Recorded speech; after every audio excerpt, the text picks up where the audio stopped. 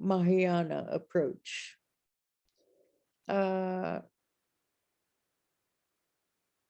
main point is that we need to try and connect what we study to our own personal experience. Because each aspect of the Dharma relates to one's personal experience of what is happening right now. Now, this is really important. If we do not connect what we study with our own personal experience, then we're not really going to be able to integrate the wisdom of this path and really progress along the path.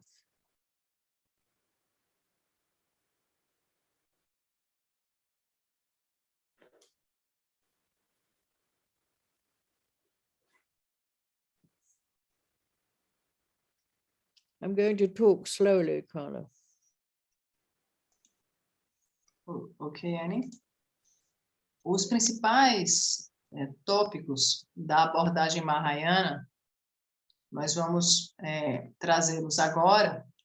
E o primeiro deles é que nós precisamos conectar o que nós estudamos com a nossa própria experiência pessoal. Porque cada aspecto do Dharma está relacionado com o que estamos vivendo agora, com o que estamos vivenciando agora. Sem essa conexão, sem nós conectarmos o que nós estamos estudando com a nossa própria experiência pessoal, nós não seremos capazes de integrar a sabedoria do caminho Mahayana e nem poderemos progredir nesse caminho. That's it, Annie.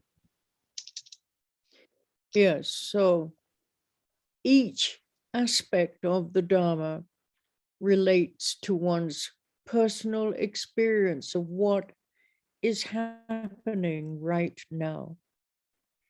So this is not something that's just left in books. This is about what's happening, the way we see life, moment by moment.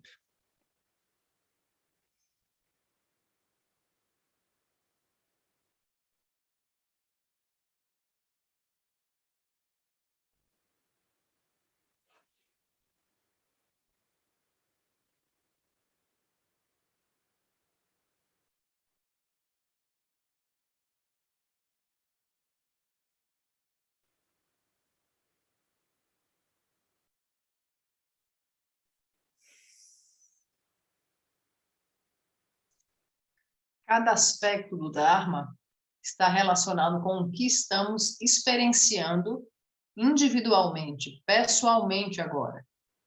E, então, cada aspecto do Dharma não é meramente sobre algo que está nos livros, mas sim diz respeito ao modo como nós vemos a vida de momento a momento.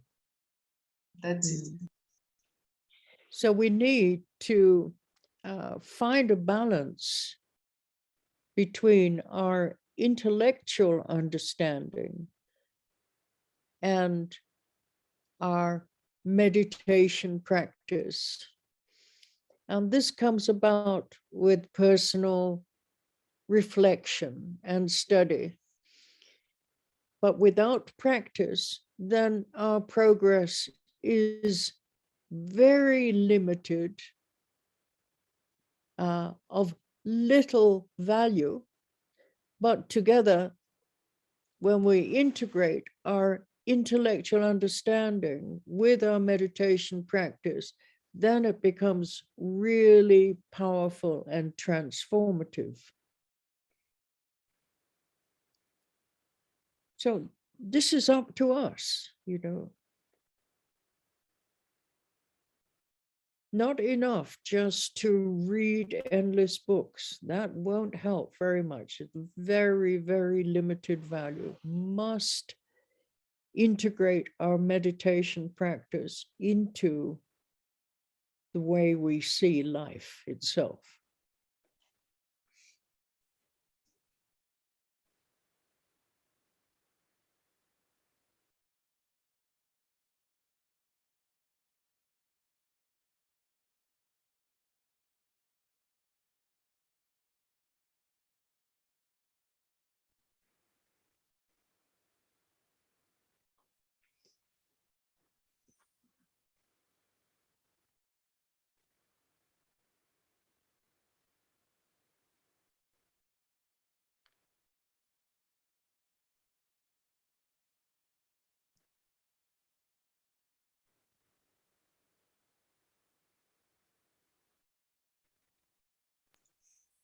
é muito importante que nós encontremos equilíbrio entre o nosso entendimento intelectual e a nossa prática de meditação. E isso diz respeito à reflexão e estudo. Sem isso, né, sem conseguir encontrar esse equilíbrio entre o entendimento intelectual, a nossa prática de meditação e a nossa vida diária, o que está acontecendo na nossa vida, sem tudo isso, o nosso progresso passa a ser muito limitado e tem pequeníssimo valor. Quando há a integração dos ensinamentos com meditação e com as nossas experiências pessoais, individuais, só assim que nós podemos avançar e dar um grande valor ao que tem valor. Porque se nós simplesmente nos dedicarmos a sermos grandes intelectuais e nós só lermos livros, só ler livro é algo muito limitado, é algo muito restrito. O importante é que nós saibamos ter acesso a esses ensinamentos e que nós saibamos integrar esses ensinamentos ao modo como nós vemos a vida em si mesmo, nas nossas práticas, na nossa experiência do diário viver, de instante, né, das nossas experiências individuais, pessoais, de momento a momento. That's it, Annie. So, integrating both intellectual study and meditation practice, that brings about a powerful and transformative progress along the path.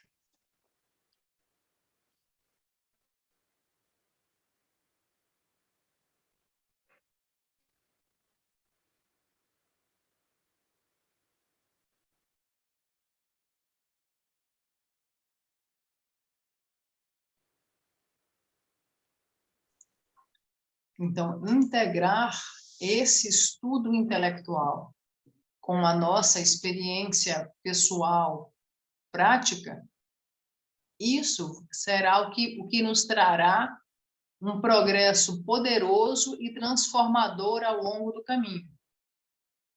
That's it. Okay, so one of the main points here is how to awaken our heart in the transition from Theravada or Mahayana, Theravada or Hinayana to Mahayana. We have to know how to awaken our heart, to see things in a different way.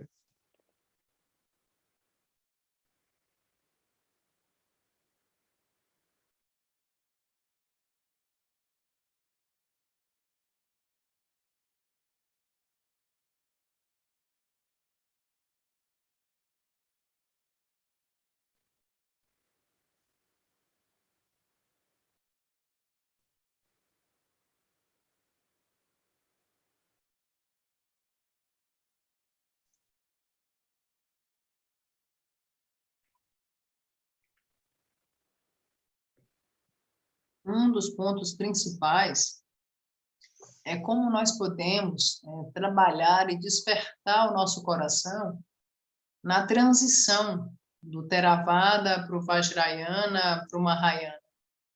Nós temos que saber aprender a como despertar o nosso coração para ver as coisas de um modo diferente. No, I didn't say that, Carla. I didn't mention Vajrayana. I said just we're awakening the heart to the transition that is going to take place between the Theravada approach and the Mahayana approach. Então, fazendo uma correção, não há a menção de Vajrayana. Então, dos pontos principais, fazendo a correção, é de como nós vamos despertar o nosso coração para ver as coisas de um modo diferente, passando pela transição do Theravada para o Mahayana. Não tem a menção de Vajrayana. Okay, so if we look at the basic concepts of Mahayana, the language is going to change. For the first time, we're going to hear in the Mahayana approach, we're going to hear about this concept of bodhicitta, which I will explain later. So we're going to hear about bodhicitta. We're going to look at the definition of the mind. We're going to look at loving kindness, maitri, which is the Sanskrit word for loving kindness, karuna, which when translated is the noble heart of compassion, and skillful means. Now, we don't hear these concepts in the Theravada approach. But now that we're entering the Mahayana path, then we will become familiar with bodhicitta, the particular definition of the mind, loving kindness, which is maitri in Sanskrit, and karuna, which is the noble heart of compassion, and skillful means. So karuna, which is the Sanskrit word used for compassion, is translated more as the noble heart. But if we look at the different syllables of this word, karuna, there are 3 syllables. And I have talked about this before many times. This Sanskrit expression of compassion comes, ka means it's the first letter of the Tibetan alphabet and also the Sanskrit alphabet, ka. And that represents emptiness. So runa is the activity of emptiness. And the activity of emptiness is the noble heart of compassion and skillful means. So we need to get familiar with these concepts.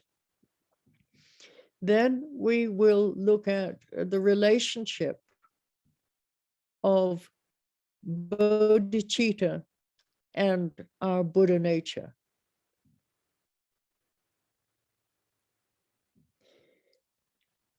And then we're going to remember the importance of the Theravada path, and particularly the shamatha and vipassana mindfulness and awareness, because this is a preparation for entering the Mahayana path.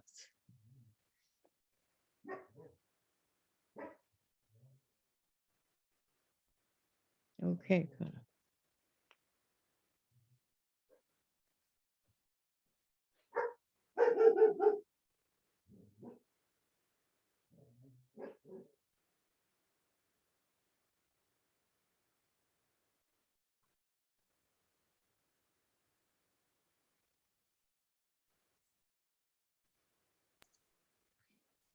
Se nós olharmos para os conceitos básicos do Vajrayana, a linguagem ela se refina e precisa ser bem precisa, porque ela nos traz novos conceitos ainda não abordados no Theravada. Então, há o conceito de bodhicitta, o qual nós vamos nos detalhar posteriormente. Há um conceito específico sobre uma definição muito precisa da mente. Há também a explicação a respeito da bondade amorosa, que em tibetano é Maitri e Karuna, que diz respeito ao nobre coração da compaixão e dos métodos habilidosos. Então, agora que entramos no Mahayana, ficaremos mais familiarizados sobre bodhicitta, sobre uma específica definição da mente, sobre a bondade amorosa e o termo karuna, é o termo em sânscrito, que é Maitri e Karuna. Karuna tem diferentes sílabas e são expressões de compaixão. K é a primeira letra do alfabeto tibetano e a primeira letra do alfabeto sânscrito. E K representa vacuidade. Runa, por sua vez, é a atividade da vacuidade. A atividade da vacuidade, que é o coração nobre da compaixão e dos métodos habilidosos. Então, à medida que nós vamos aprofundando nesses ensinamentos, nós veremos a relação entre bodhicitta e a natureza de Buda. E entenderemos a importância da atenção plena e do estado desperto, em especial advindo da prática de shamatha, ensinada no Theravada. Porque essa é a preparação para o caminho Mahayana. That's it. So when we were studying the Theravada path, then we should also have been working with our shamatha and vipassana practice, as this would prepare us for entering the Mahayana path. If we've never done any shamatha or vipassana, then it's going to be a little bit hard to enter this view of Mahayana.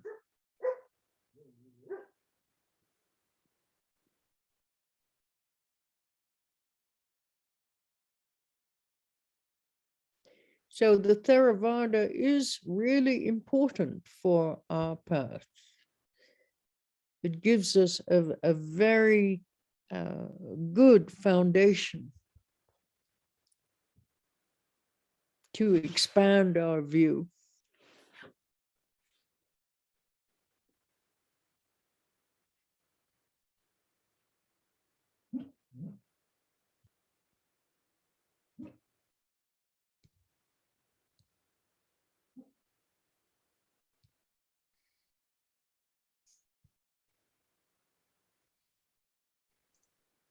Quando nós estudamos o caminho Theravada, nós temos que trabalhar com as práticas de shamatha e vipassana. E essas práticas, elas são muito importantes porque elas nos preparam para entrar no caminho Mahayana. Então, sem shamatha e vipassana, fica muito difícil nós entrarmos nessa visão do Mahayana. E por isso que a linhagem Theravada é muito importante. Os ensinamentos do Theravada são muito importantes. Porque eles nos dão uma boa fundação para que nós possamos expandir a nossa visão. That's it, Annie. So I'm going through the main points of what we're going to study, step by step and week by week.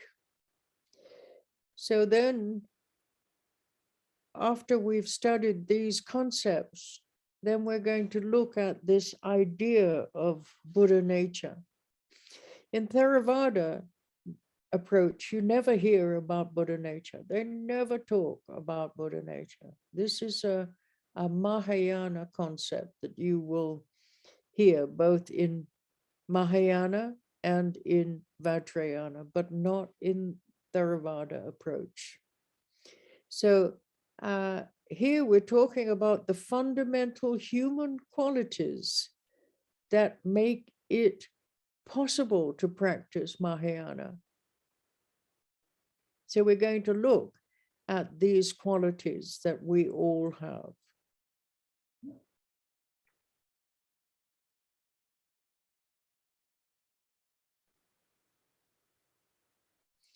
We could say these qualities are an innate tendency towards growth and awakening. We have that tendency within us.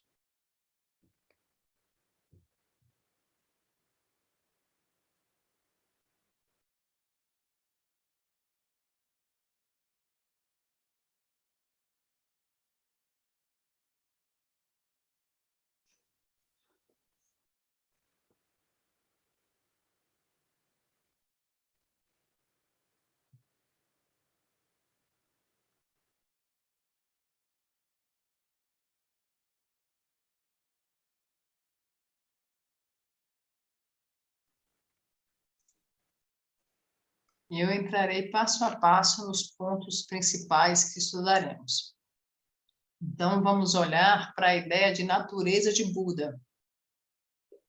Na linhagem Theravada, não se trata sobre esse tema. Não há a menção da ideia de natureza de Buda. É algo que é estudado na linhagem Mahayana e na linhagem Vajrayana. E essa ideia de natureza de Buda tem relação com as qualidades fundamentais que são possíveis para praticarmos o Mahayana. E isso faz com que nós desenvolvamos essas qualidades que todos nós já temos. O termo mais adequado é dizer que nós temos essa tendência inata em nós. Nós temos essas qualidades inatas em nós. Só que essas qualidades precisam crescer e desenvolver. Nós já temos essas qualidades fundamentais dentro de nós, que precisam crescer e precisam ser desenvolvidas. That's it, né? So we're going to talk a lot about our potential, our basic goodness, which is the fundamental state of our consciousness before any division between I and other. So this is the fundamental state of our consciousness. We're going to look at this. Here we're talking about this state as basic goodness.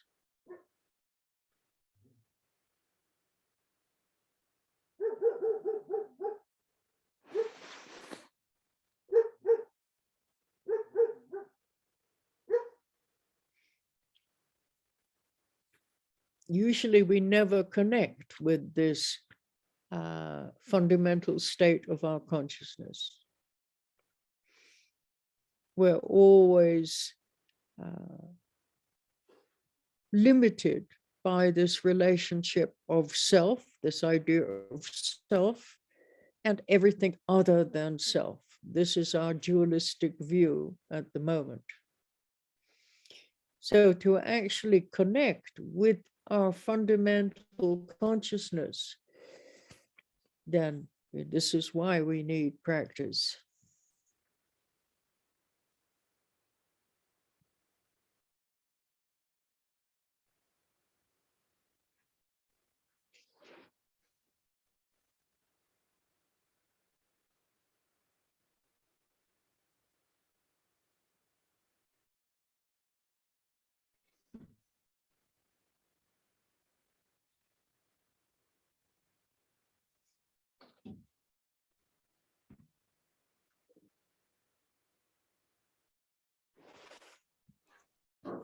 Nós vamos tratar bastante sobre potencial, sobre potencialidades.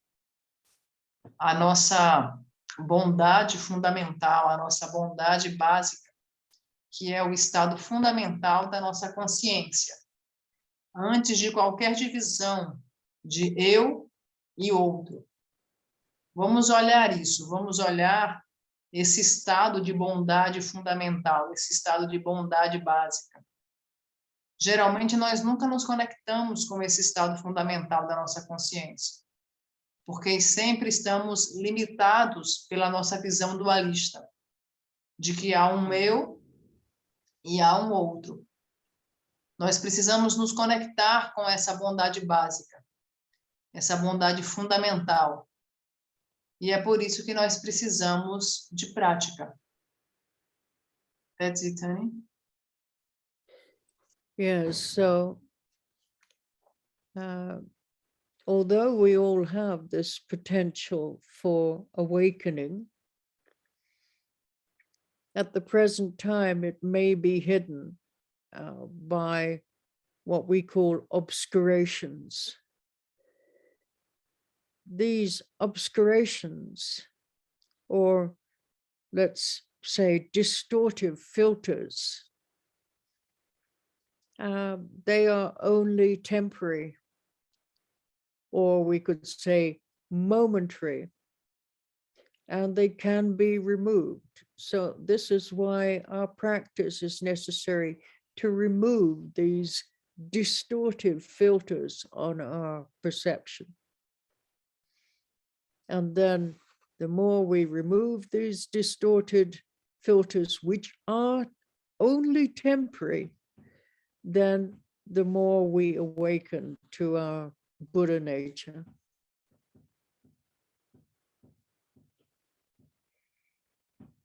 So we need to have confidence in this Buddha nature, which is always there.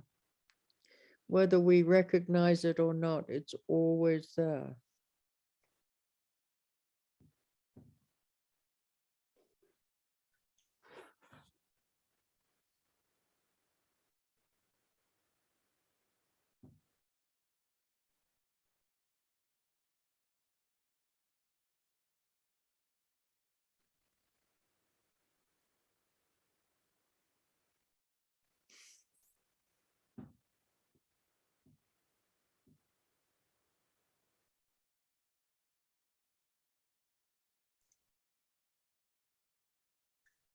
Embora tenhamos o potencial de despertar, no momento presente, esse potencial ele está escondido por obscurecimentos, por filtros que distorcem a nossa percepção. Só que esses filtros são momentâneos, temporários, e podem ser removidos. Essa é a nossa prática. Remover os filtros que distorcem a nossa percepção, que são temporários. E quanto mais os removemos, mais vamos tendo consciência a respeito da nossa natureza de Buda. Mesmo que nós não a reconheçamos, ou a reconheçamos, a nossa natureza de Buda sempre está lá. That's it, né?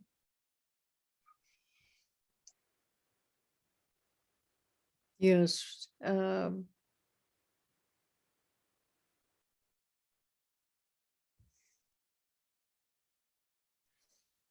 We need to have confidence in our own Buddha nature. And we need to prepare the ground so that we can have a glimpse of the potential for our own awakening. This is the basis that we can expand on. We must have a glimpse of our own potential for awakening. Otherwise, there's very little to inspire us, to aspire to.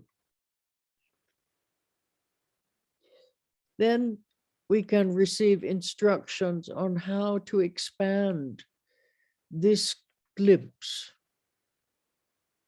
And on that basis, we then make a formal commitment to the Mahayana path. So we're advised to draw upon and strengthen our training of mindfulness and awareness. And then we need to have a deeper sympathy and understanding of this concept of egolessness, how it works as the path. So in order to awaken our potential, then in the Mahayana path, we use 4 methods. The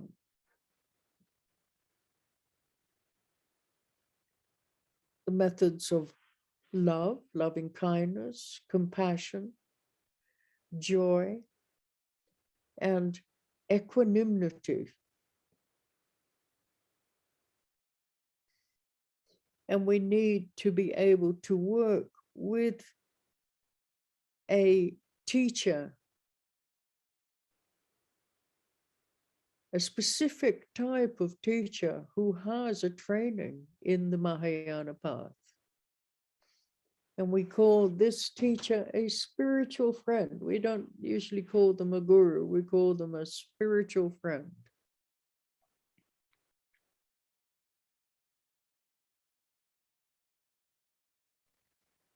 Okay.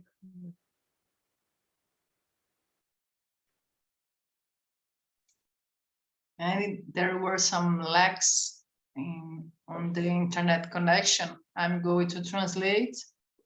And if I don't tell something, if I don't tell anything, you can correct me, okay? Yeah. Então, nós precisamos compreender que a nossa natureza de Buda, ela sempre está lá, mesmo que nós a reconheçamos ou não. Nós precisamos ter confiança na nossa própria natureza de Buda. E precisamos preparar o solo para que nós tenhamos lampejos dessa nossa natureza desperta de Buda. Temos que ter lampejos dos nossos potenciais para despertar. Porque sem esses lampejos, não haverá muito para nos inspirar. Nós precisamos desses lampejos porque eles são os elementos inspiradores para que nós possamos nos dedicar. E à medida que nós vamos tendo mais e mais lampejos, nós poderemos, assim, ter instruções de como aumentar esses lampejos. E, assim, nós somos capazes de fazer um compromisso com o caminho Mahayana. E para isso, nós temos que criar um lago entre a atenção plena, bondade amorosa e a nossa própria natureza de Buda. E também nós precisamos compreender com mais profundidade o termo ausência da existência do ego. E para que nós possamos desenvolver nesse caminho, nesse caminho Mahayana, há 4 métodos em essencial. Um deles é o método da bondade amorosa, o outro da compaixão, o outro da alegria e o outro da equanimidade. E precisamos ser capazes também de trabalharmos com um professor específico que tenha um treinamento do Mahayana. Só que na linhagem Mahayana, nós não chamamos o professor de professor. Nós chamamos de amigo espiritual. That's it, honey. So we wouldn't ask a Theravada, a teacher from the Theravada background or Hinayana background to actually be our guide in the Mahayana path. That wouldn't be so helpful. So after preparing the ground that is based on this glimpse of our own potential for awakening, then we're maybe ready to make a formal commitment. And this is referred to as the Bodhisattva Path, this commitment that we're making. So then, at this stage, we contemplate preparing to take a vow to liberate all beings. And then we are introduced to the concept of the Bodhisattva. Another expression for the Bodhisattva is a being who is awake. We can call them compassionate warrior of awakening. And this is when we're introduced to the idea of ultimate and relative bodhicitta, and the aspiration to become a bodhisattva, and what it means to follow the Mahayana path. So you never hear this concept of bodhisattva when you're studying Theravada. This is only introduced in the Mahayana path.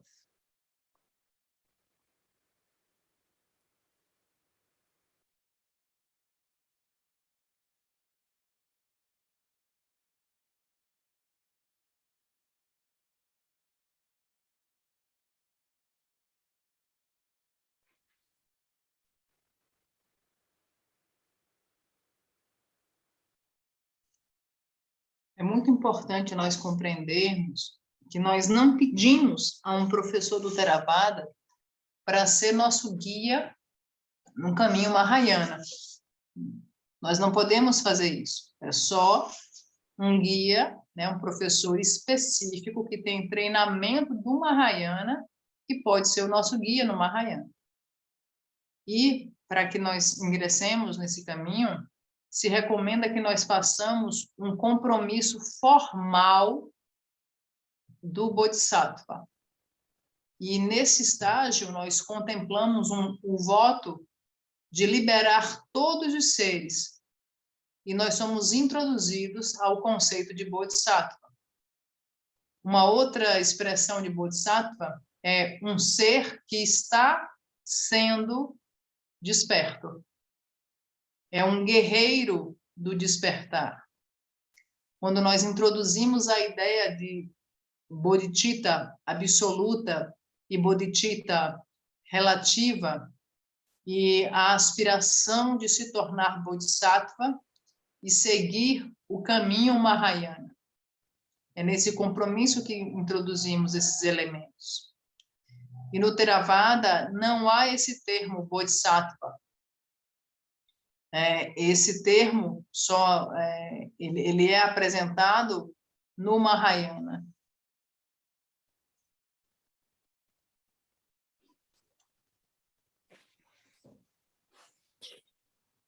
So after we have looked more deeply at both ultimate and relative bodhicitta, then this aspiration to become a bodhisattva, we begin to feel this more profoundly.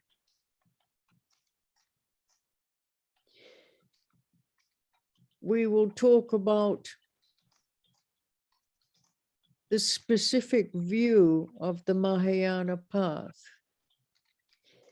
which is that of emptiness and compassion.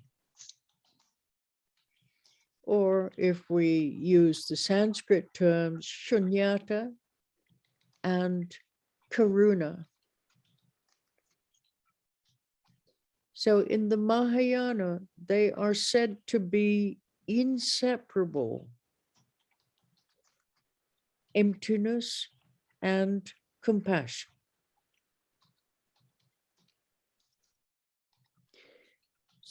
So it's about developing prajna, and prajna here is transcendental knowledge.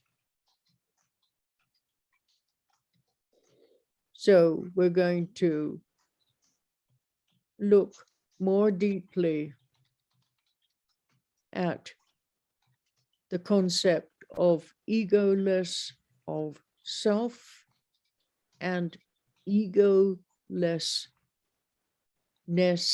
of Dharma with a small d. So this word Dharma, as I've said many times before, and I'm sure you've forgotten,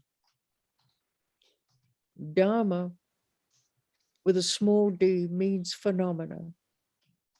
So the self-existence, we're looking at the egolessness of the idea of self-existence, of the idea of self, and the self-existence of the idea of all phenomena, any phenomena. So when you see the word Dharma with a capital D, that represents the teachings of the Buddha. But when you see Dharma with a small d, that just means phenomena, any phenomena. Anything that we can perceive. So we also look at the doctrine of the two truths. Talk a lot about the two truths in the Mahayana, or two aspects of truth, the ultimate and the relative aspect. And there's an emphasis on contemplating emptiness as a way of awakening unfabricated perception. And therefore, we can experience what is termed as reality without any fear or distortion. I think now, for many of us, we are afraid to see the truth because it's a big change in our perception. We hold on to our distorted perception as being our reality when it's not. It's just a very distorted and confused way of seeing. So then the deeper we go into the understanding of emptiness, then it's a way of awakening unfabricated perception. Unfabricated perception means all our condition without all our conditioning that we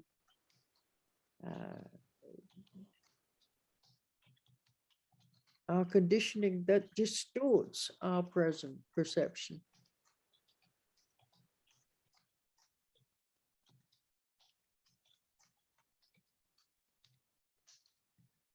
So important, emptiness and compassion. As I have expressed this before, it's like two sides of one coin. One coin, you look at one aspect, it's the emptiness of all phenomena, emptiness of self, emptiness of all phenomena. And the other aspect is compassion, inseparable.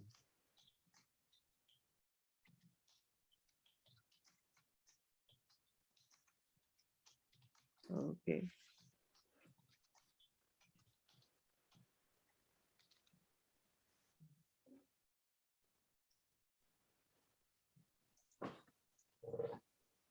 É muito importante nós entendermos que, quando nós olhamos mais profundamente o termo bodhicitta absoluta e relativa, e passamos a ver mais profundamente a aspiração de ser bodhisattvas, nós passamos a sentir isso mais profundamente.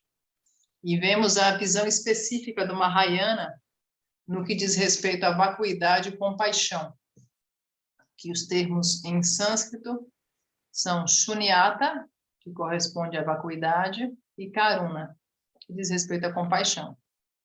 A vacuidade e a compaixão são inseparáveis e diz respeito a nós desenvolvermos prajna, que é o conhecimento transcendental.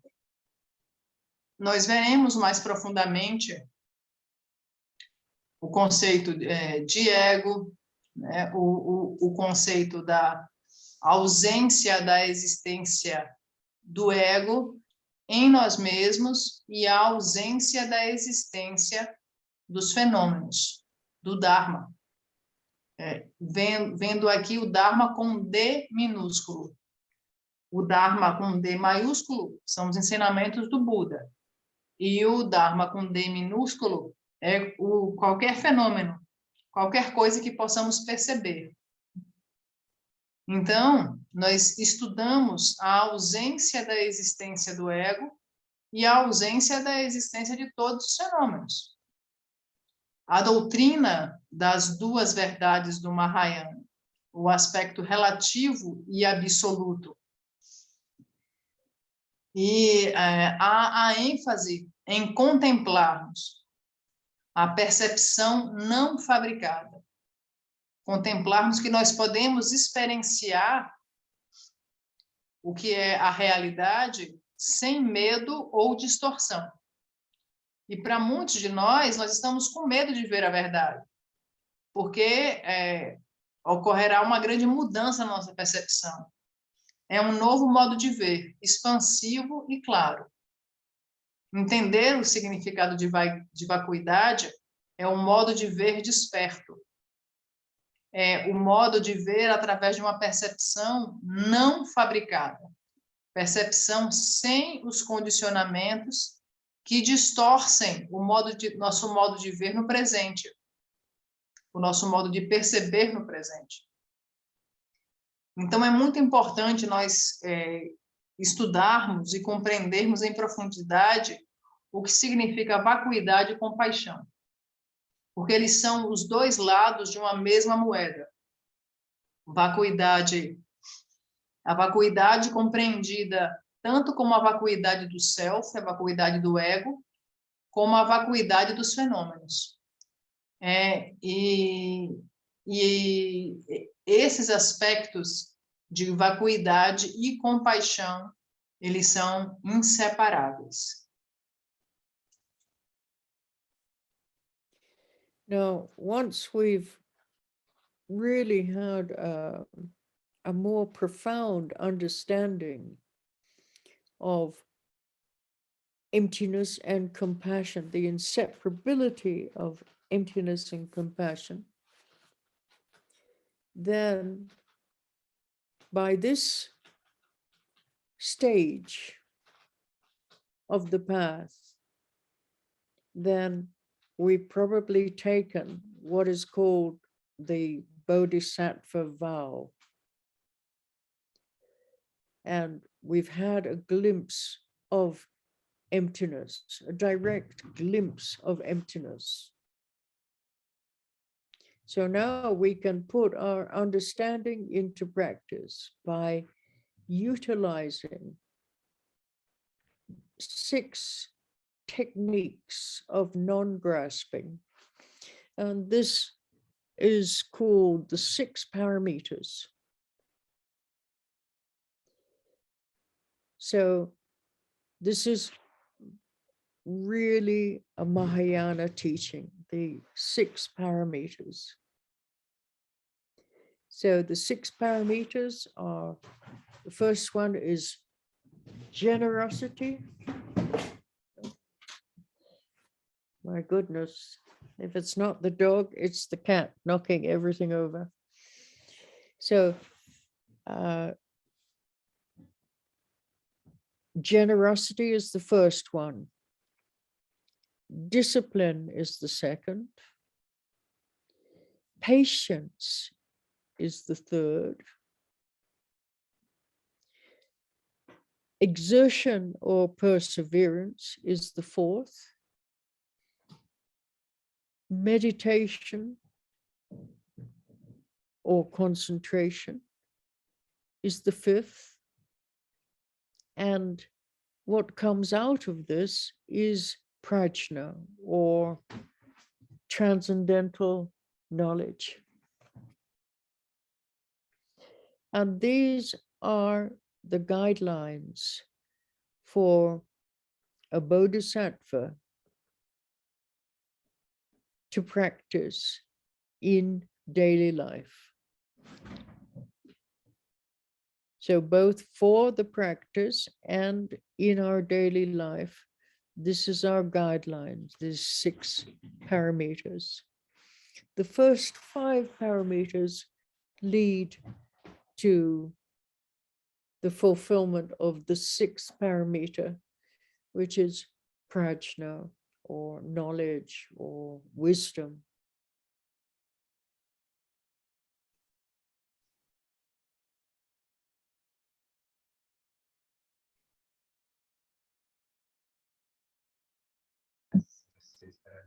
A Carla caiu, gente.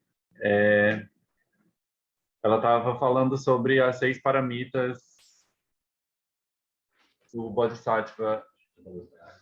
A primeira é a generosidade, a segunda é a disciplina, a terceira é paciência, a quarta é energia, a quinta é meditação e a sexta é conhecimento. E aí ela falou que as 5 primeiras, exercitando as 5 primeiras, a gente vai, é assim que a gente vai conseguir chegar na sexta. O quê? Seria página. São as linhas gerais, as diretrizes gerais. E essas são as diretrizes gerais do Bodhisattva. Perdão. I think, wait a minute, I think we ought to do this again. No, this is not correct. You have some points which are correct, but the whole idea is not correct. So let's start again. Okay. So after we've really contemplated the inseparability of emptiness and compassion, then we have a glimpse of our own potential, a potential for awakening. So at this stage, we probably have taken the Bodhisattva vow. And because of our glimpse, our direct glimpse of emptiness, we can now put our understanding into practice. How do we do that? By utilizing 6 techniques of non-grasping. And these are called the 6 parameters. The first one is generosity.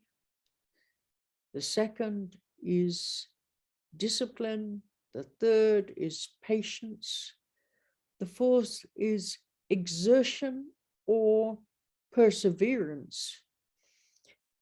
The fifth is meditative concentration. And the 6, those 5 leads to the 6, which is wisdom or prajna, or sometimes called transcendental knowledge. And these are the principal guidelines of the Bodhisattva, both within practice and in daily life.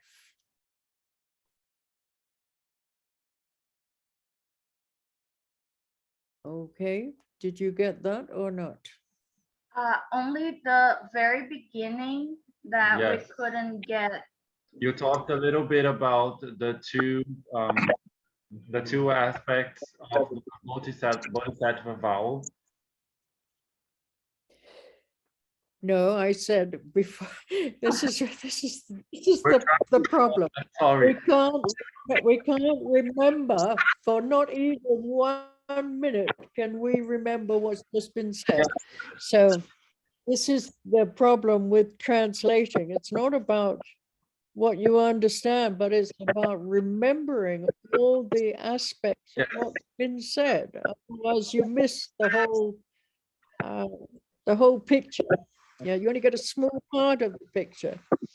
So what I said was, on the basis of a more profound understanding of emptiness and compassion, the inseparability of emptiness and compassion, or we could say shunyata and karuna. Shunyata is emptiness in Sanskrit, and karuna is compassion in Sanskrit. So on that basis, then we should have taken the Bodhisattva vow by them. This is part of the path, this commitment. And we've had a glimpse.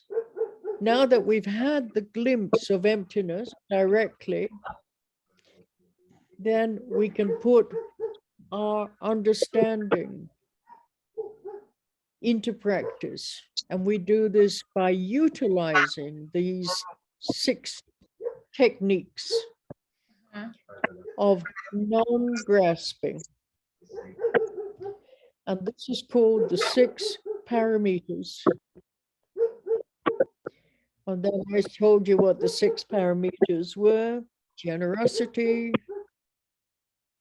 is the first one. Discipline is the second. Patience is the third. Exertion, perseverance is the fourth. Meditative concentration is the 5th.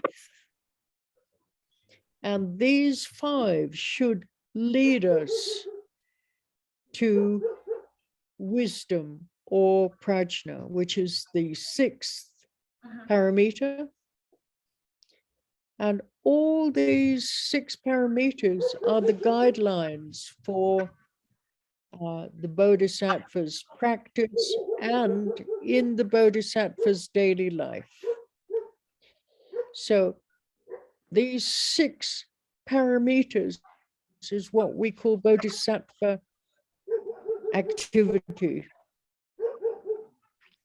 All right, let's see if we got that this time. Okay, let's try. Então, ela estava falando da base para iniciar a prática, que é importante ter essa noção de emptiness, como é que traduz emptiness? Vazio. De vazio, de vacuidade, e compaixão, que ela inclusive citou as duas palavras no sânscrito para essas duas coisas, a vacuidade sendo shunyata e a compaixão sendo karuna. E aí ela falou que uma vez que a gente chega nesse entendimento, a gente até lá já deve ter tido o voto de Bodhisattva, o comprometimento do voto de Bodhisattva, e que isso nos leva a ter um lampejo esse lampejo de vacuidade, do entendimento da vacuidade, faz a gente entender melhor a prática ao se utilizar das 6 técnicas do não grasping, não apego, né? Não apego. Do não apego, que são, aí ela citou, o primeiro é a generosidade, o segundo é a disciplina, o terceiro é a paciência, o quarto, a perseverança, o quinto é uma concentração meditativa, e aí, a partir desses 5, você chegaria no sexto, que é o conhecimento, ou prajna, ou conhecimento transcendental. E aí, com isso, você tem as principais guidelines, como é que traduz?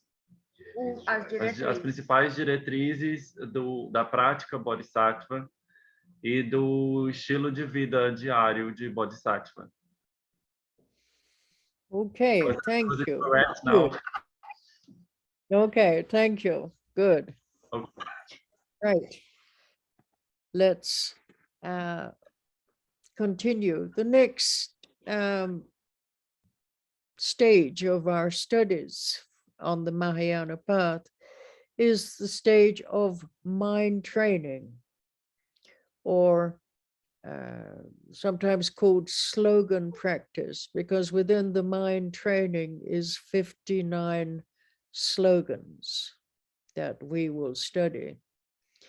Now, I taught the 59 slogans around Brazil, many different centers. The most detailed teaching that I gave was in Maceió in the, 2001, 2002, maybe. When I lived in Maceió, it took me almost 1 year to give this teaching on the 59 slogans. Now, this is such a helpful teaching. So here,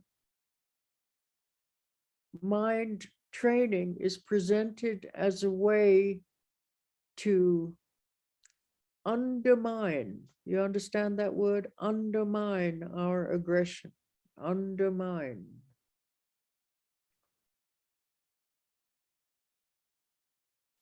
You understand that word, Romani? Undermine. Yes. Yes. Yes.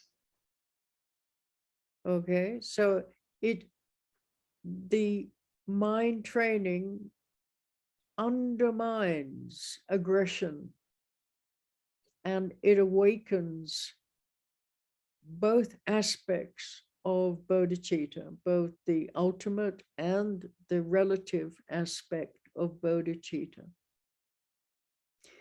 So this includes one of the principal practices of mind training, which is Tonglen. Or in English, we say taking and giving. And the idea here is that we change oneself for others. That's the basis of the practice. Always changing oneself for others. We put ourselves in the other person's position with the other person's view. And here, at this stage of the teaching, then we go into the 59 slogans in depth. And these were compiled by the great master Geshe Chekawa. And originally, they were taught by the master Atisha, who was one of the greatest masters of India.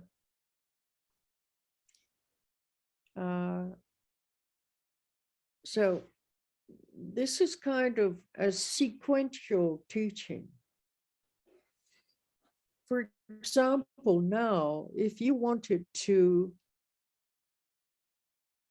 take any Vajrayana empowerment, that means any practice of deities, any Vajrayana empowerment, you have to have taken refuge, and you have to have taken the Bodhisattva vows. Otherwise, you are not allowed to take any Vajrayana teachings on deity practice. That's the basis. So here we're looking at the basis of Hinayana, which is refuge, Mahayana, which is the Bodhisattva vow. And on that basis, then you're introduced to Vajrayana, not before. You can't practice Vajrayana without refuge, being clear on what you can depend on in your life, and the Bodhisattva vow, which is your commitment to benefit all beings, to liberate all beings from confusion and suffering. Okay, we can go over that again, don't worry. Just say what you can remember, and then we'll go over it again. Ok. Então, ela está falando sobre, a gente falou sobre os 6 paramitas, perdão, na fala passada, e aí ela falou que o próximo estágio disso, ela chama de treinamento da mente. Que aí ela falou que também é conhecido como a prática dos slogans, e que a gente teria 59 slogans para estudar.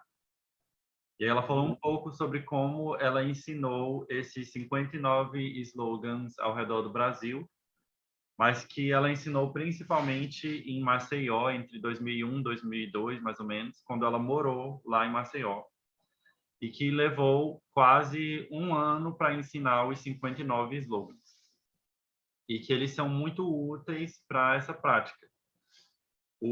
Essa prática de treinamento da mente, ela undermines aggression. Ela mina, ela prejudica. Ela usou, exato, ela usou esse termo undermine aggression, que seria como ela vai lentamente diminuindo a agressão na sua mente. Vai aos poucos reduzindo a agressão na sua mente. É um treinamento da mente. Então, além disso, ela também desperta os 2 aspectos de Bodhicitta que a gente tem que cultivar.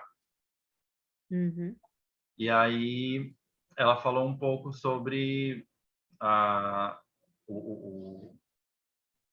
prática de tirar e dar, ou doar, que é quando você muda ou se muda, quando nós nos mudamos em favor dos outros. Então, isso é a base da prática. A gente precisa sempre estar nos mudando, se colocando na posição do outro, tentando observar o mundo com a visão do outro, para poder fazer florescer esse sentimento de Bodhisattva dentro da gente. E aí, nesse estágio do ensinamento é que se entra nesses 59 slogans. E aí ela falou que esses 59 slogans é uma prática que foi ensinada pelo mestre Geshe Chekawa, mas que é originalmente ensinada por Atisha, que é um mestre muito respeitado da Índia. E aí ela falou que qualquer pessoa que queira ser introduzida nos ensinamentos do Vajrayana precisa ter tido refúgio e também ter feito o voto de Bodhisattva. E que sem isso não tem como aprender não tem como ser iniciado nas práticas do Vajrayana, porque essa é a base, né? O Hinayana, que é o tomar refúgio, e o Mahayana, que são os votos de Bodhisattva. E aí só depois disso que você entraria com as práticas de Vajrayana. E aí é sempre isso, de ter um comprometimento de liberar todo mundo do sofrimento. Então, é a base do voto de Bodhisattva, você se comprometer em se colocar no lugar dos outros e acabar com o sofrimento dos outros também. That's correct? Thank you. Yeah, they say, it is said by many teachers that if you don't have a Mahayana background or foundation to your practice, when you come to Vajrayana, it's like practicing a deity without a heart. It doesn't work. There's no element of compassion in your practice. So this is why we're asked, first of all, to be clear about what we can depend on in our life to realize genuine happiness. So at the moment, we depend on everything that is not dependable. So then you are not helping yourself to walk the path of Buddhism. You must be clear about what you can depend on to realize genuine happiness. And now look at what you depend on in your life. How many of you really depend on the three jewels, the Buddha, Dharma, and Sangha? No, you depend on everything but the three jewels. And so then that is not helpful to your path. And then without this clear, wow, hold on, I don't know what happened. I don't know whether the dog smashed the glass or what is going on here. Oh, it's a big dog, not a small dog. So if it wants to come in, it can smash the glass easily. All right, I'm back. So what was I saying? Now I can't remember what I was saying. What was I saying? We're talking a bit about how we depend on things that are not dependable and how it's important to recognize the three jewels as So we have, when we take refuge, we have to be clear about what we can really depend on in our lives. And if we're not clear, then we haven't really taken refuge. So that's really important. If we're going to practice Vajrayana, then we have to have a clear idea of the direction that we're going and how we're going to get there. Then not only is this for our own benefit, but the more we understand emptiness and compassion, then we understand why we have this motivation to work to liberate all beings. And we make a commitment to that aspiration to be able to liberate all beings. Well, if we are confused, we can't do that.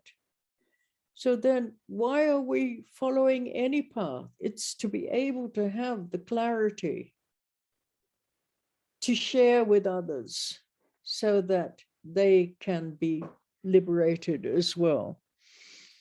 So this is the reason for practice. This is our inspiration for practice. Because we understand what we can depend on, and we understand that we ourselves have to understand the root of confusion and suffering. And not only is this to benefit ourselves, but to be able to have the ability to share our understanding so that all beings may be liberated.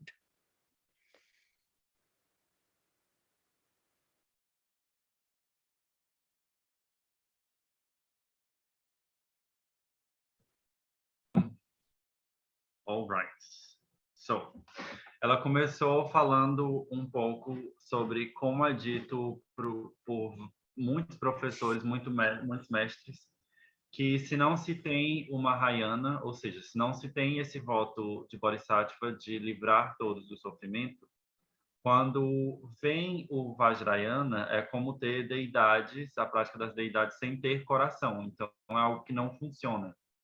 É importante ter clareza sobre o que se quer de verdade, ter clareza sobre a necessidade dessa felicidade genuína.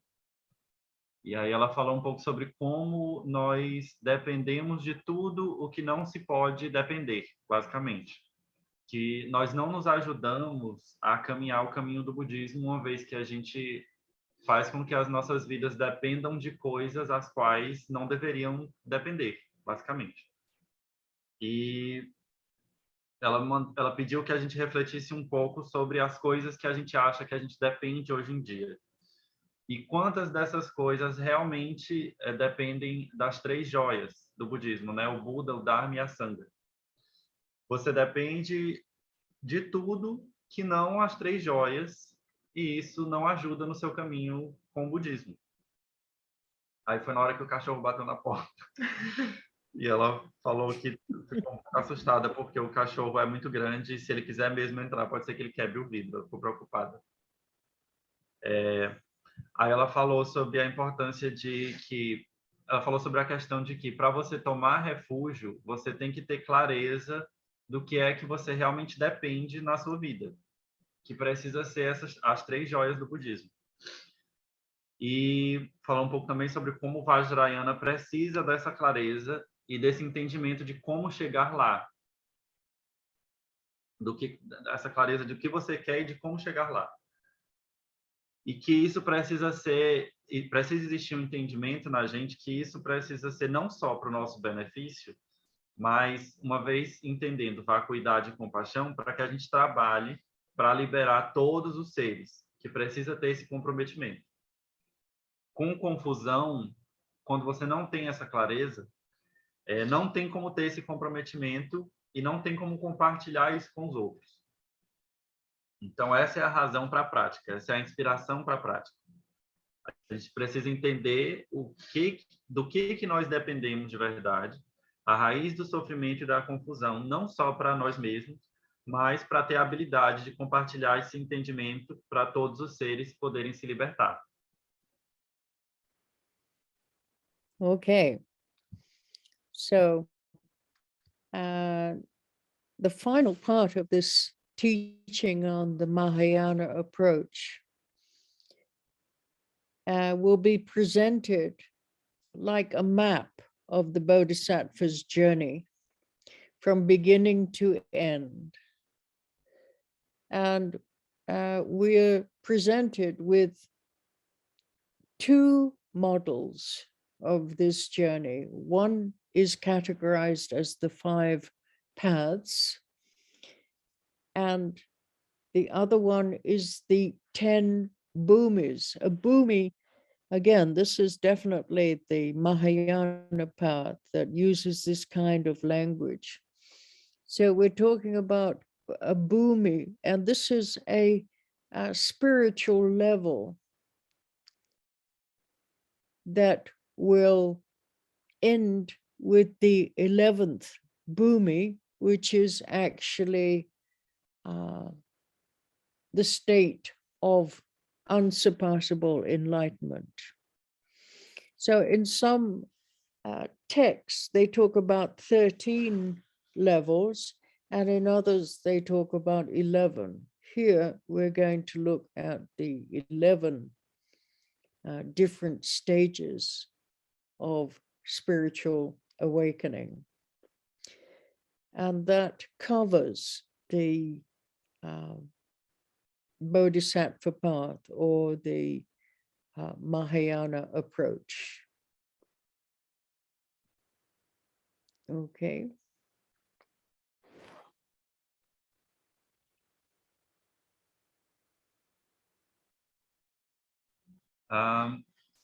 Ela falou agora um pouco sobre o caminho final desse ensinamento do Mahayana, que vai ser apresentado como um mapa, por assim dizer, da jornada do Bodhisattva. E aí ela falou que nesse momento a gente é apresentado com 2 módulos. O primeiro módulo o módulo 1, seriam os 5 caminhos, e o segundo seriam os 10 bhumis. E aí ela falou que o Mahayana usa essa linguagem de bhumi, que ela falou que é um spiritual novel. Não, é um despertar espiritual. Ah, sim, um despertar espiritual, seria um bhumi. E aí eles acabam, então, com o 11º bhumi, que é um estado de iluminação unsurpassable. Que não dá para superar. Que não dá para superar, insuperável. É uma iluminação insuperável, seria o 11º bhumi. E aí ela falou que alguns textos falam de 15 níveis, alguns falam de 11, e que aqui a gente veria veria os diferentes estágios desse despertar. E que aí que Yes, not 15, but 13 levels. Então não são São 15, 15, são 13. Alguns textos falam de 13 bhumis, 13 níveis, e alguns falam de 11, e que a gente veria os diferentes estágios desse despertar aqui. E aí isso Okay. Thank you very much. So this is what we're going to study and introduce relevant practices in the development of this path over the next, I imagine, the next few months. So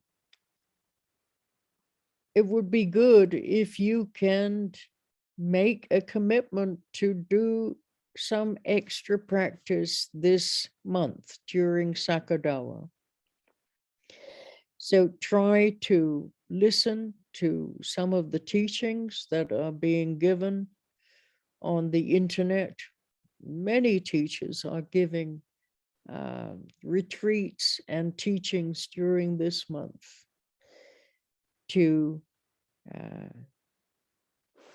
activate your inspiration to practice.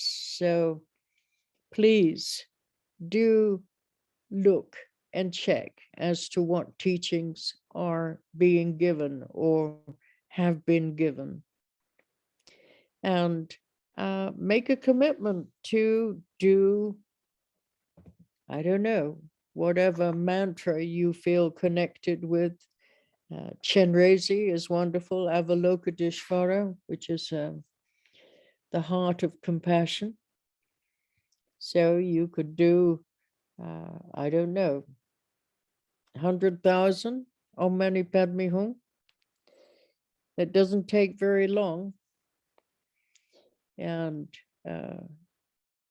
it's a wonderful way to celebrate Sakadawa or anything else you feel connected to, Tara or Vajrasattva or whatever you know, whatever practice you may know, then please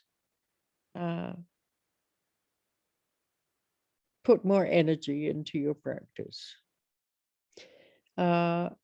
I was asked to give a retreat, a weekend retreat during this month. I don't know if that is possible because I don't know how many of you are actually free on Saturdays and Sundays. So we have to think about that. And you let me know how many of you are actually free to do a weekend retreat together.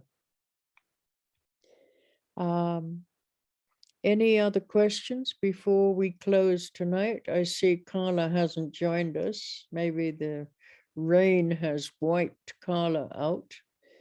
I wish to thank Anara here tonight, both of you, as supportive translators. Not so easy to be a good translator. You really have to listen. Yes, And you have to be able to retain the information. That's the difficult part, retaining it in order to be able to translate it. If you miss half of it, you can't translate what you've missed. So it's a good training to have the skill to be able to hear, to retain, and to translate. One way of developing your memory.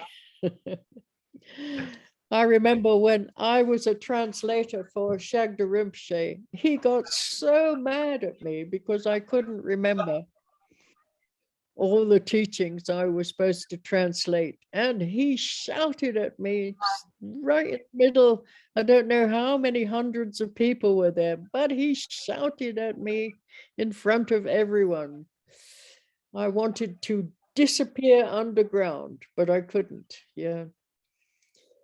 So he had his own language, Shagda Rinpoche. He thought it was English, but it wasn't English. All the grammar was completely reversed. It was more difficult than understanding Tibetan, was trying to understand his English. But anyway, I tried my best. Yeah. So all of you have a wonderful week. If you have any questions, write them down. And then you can either ask next week, or you can send me an email. And if I have internet, I will try and reply. So, love to you all. And yeah, don't forget to practice. Don't forget to integrate the teachings into your daily life. That's what it's about. Yeah. So we can see more clearly and we can naturally benefit everyone around us. Yeah. So love to you all. And please, Anara, can you translate that last bit that I said? Okay. Ok. Tem muita coisa. Ela falou que isso tudo, todos esses caminhos que a gente discutiu é o que a gente vai estudar, que são as práticas mais relevantes para a gente agora. E que é o que a gente vai se focar nos próximos meses. E ela recomendou que todos nos comprometamos de fazer práticas extras nesse mês de Sagadawa, que é um mês tão auspicioso. Para a gente tentar ouvir ensinamentos na internet, procurar retiros, procurar ensinamentos nesse mês, para ativar nossa inspiração para a prática. Ela pediu, por favor, que a gente olhe e confira em quais ensinamentos estão sendo dados ou foram dados esse mês. Pediu para a gente se comprometer a fazer algum mantra que a gente se conecte. Ela falou sobre o mantra do coração da compaixão. Avalokiteshvara, qualquer um. Ela falou que mesmo 1000 Om Mani Padme Hums é válido para acumular mantras. Daí, ela falou, inclusive, que é uma ótima maneira de celebrar o Sagadawa, ou qualquer outra coisa que você se conecte, seja a prática de Tara, de Vajrasattva, qualquer coisa que você saiba e se conecte, para você colocar mais energia na sua prática durante esse mês. Aí ela falou sobre ter sido convidada para fazer um retiro esse mês, mas ela não sabe ainda se é possível, porque ela não sabe quantos de vocês estão livres no final de semana, né? No sábado e no domingo. Ela falou que é algo que a gente pode pensar e que ela pediu que a gente comunicasse a ela quantos estão disponíveis para se juntar no final de semana para esse retiro, possível retiro. Aí ela mandou perguntar se alguém tem qualquer outra questão antes de finalizar. E aí ela foi agradecer a Carla, lamentou um pouco que acha que deve estar chovendo e ela não conseguiu se conectar mais. Agradeceu a Carla, agradeceu eu e a Nara, falando que é um trabalho duro de traduzir e juntar a informação. É sim. Falando que é uma boa maneira de desenvolver memória, sim. E ela falou um pouco da experiência dela traduzindo o Chagdu Rinpoche, que ela falou que ele ficava chateado, que ela não lembrava de tudo, e ele gritava com ela, e ela queria enfiar a cara na terra, mas que ela fez o melhor dela. E aí ela falou que todo mundo tenha uma ótima semana. Ela pediu que vocês anotassem as perguntas, que podem perguntar na próxima reunião, ou enviar para ela por e-mail, que ela vai tentar responder durante a semana. Ela tendo internet, ela responde.